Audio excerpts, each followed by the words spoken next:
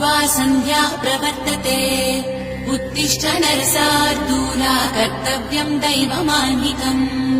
कौसल्या सुप्रजा रामपूर्वा सन्ध्या प्रवर्तते उत्तिष्ठ नरसार्दूला कर्तव्यम् दैवमान्विकम् उत्तिष्ठोत्तिष्ठ गोविन्द उत्तिष्ठ गरुडध्वज उत्तिष्ठ कमलाकान्ता त्रैलोक्यम् मङ्गलम् कुरु उत्तिष्ठोत्तिष्ठ गोविन्द उत्तिष्ठ गरुडध्वज उत्तिष्ठ कमलाकान्ता त्रैलोक्यम् मङ्गलम् कुरु मातः समस्त जगताम् मधुकैटभारे वक्षो विहारिणि मनोहर दिव्यमूर्ते श्रीस्वामिनि श्रित जनप्रियदानशीले श्रीवेङ्कटेश दयिते तव सुप्रभातम् मातः समस्त जगताम् मधुकैटभारे वक्षो विहारिणि मनोहर दिव्यमूर्ते श्रीस्वामिनि श्रित जनप्रियदानशीले श्रीवेङ्कटेश दयिते तव सुप्रभातम्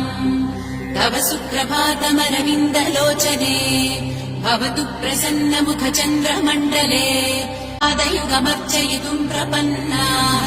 शेषाद्रिशेखर विभो तव सुप्रभातम् पञ्चाननाब्ज भव षण्मुखवासवाद्याः त्रैविक्रमादिचरितम् विबुधास्तु वन्ति भाषापतिः पठति वासरशुद्धिमारात् शेषाद्रिशेखर विभो तव सुप्रभातम् ईषत्प्रफुल्ल सरसीरुहनारिकेळ पूगद्रुमादि सुमनोहर पालिकानाम् आवाति मन्दमनिलः सह दिव्यगन्धैः शेषाद्रिशेखर विभो तव सुप्रभातम् उन्मील्य नेत्रयुगमुत्तम पञ्जरस्थाः पात्रावशिष्ट कदलीफलपायसानि भुक्त्वा सलीलमधुकेळि सुखाः पठन्ति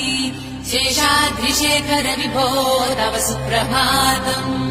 तन्त्री प्रकर्ष मधुरस्वरया विपञ्च्या गायन्त्यनन्तचरितम् तव नारदोऽपि भाषा समग्रमसकृत्करचाररम्यम् शेषाद्रिशेखर विभो तव सुप्रभातम् भृङ्गावळी च मकरन्दरसानुविद्ध चङ्कारगीतनिनदैः सह सेवनाय निर्यात्युपान्त सरसी कमलोदरेभ्यः शेषाद्रिशेखर विभो तव सुप्रभातम् योषा गणेरवरदद्दि विमध्यमाने घोषालयेषु दधिमन्थन तीव्रघोषाः रोषात्कलिम् विदधते ककुभश्च कुम्भाः शेषाद्रिशेखर विभो तव सुप्रभातम् पद्मेश मित्रशतपत्रगताळिवर्गाः हर्तुम् श्रियम् कुवलयस्य निजाङ्गलक्ष्या भेरीनिनादमिव बिभ्रति तीव्रनादम् शेषाद्रिशेखर विभो तव सुप्रभातम् श्रीमन्नभीष्टवरदाखिल लोकबन्धो श्री श्रीनिवास जगदेकदयैक सिन्धो श्रीदेवतागृहभुजान्तर दिव्यमूर्ते श्रीवेङ्कटाचलपते तव सुप्रभातम् श्रीमन्नभीष्टवरदाखिल लोकबन्धो श्री श्रीनिवास जगदेकदयैक सिन्धो श्रीदेवतागृहभुजान्तर दिव्यमूर्ते श्रीवेङ्कटाचलपते तव सुप्रभातम् श्रीस्वामि पुष्करिणिकाप्लव निर्मलाङ्गाः श्रेयोर्धिनोहर विरिञ्च सनन्दनाद्याः द्वारे वसन्ति वरवे प्रहतोत्तमाङ्गाः